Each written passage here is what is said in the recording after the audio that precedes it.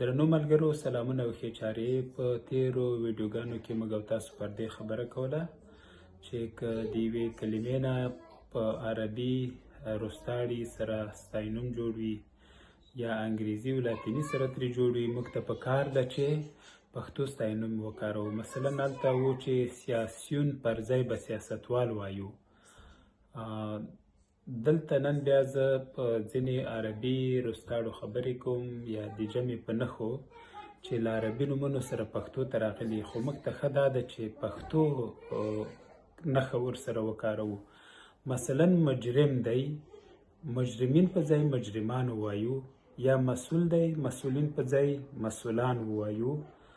یوه بله خبره دام ده چې د مسؤل او مسؤلان پر ځای چارواکی ښه دی.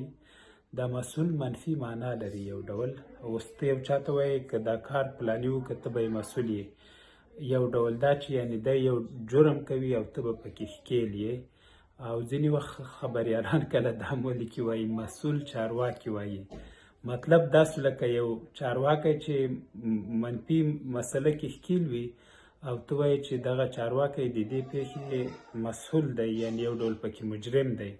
نو ښه دا ده چې د مسؤل په ځای خپله پښتو چارواکی کلمه وکاروئ چې منفي معنا هم نه ورسره لري.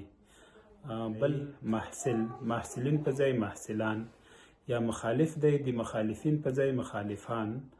او دا ډول نورې کلمې هم شته لکه منتظم، منتظمین په ځای منتظمان، منافقین په ځای منافقان، یا محققین پر ځای محققان. ورته نورې بیلګې که ستاسو سره وي دلته یې لیکلی سئ. یو بله خبر دا ده چې څنګه ین په آن سره پښتو کې موږ بدلولی سو، داسې د عربي جمع آ هم پر آن بدلولی سو، لکه عالم دی چې علما ترې جوړ سوی، خو پښتو کې د علما پر ځای عالمان موږ ویلی سو. بله خبر دا ده چې علما و یعنې اوښتپیر کې په یو واو سره ناسم دی او په دوو واوونو سره سم دی.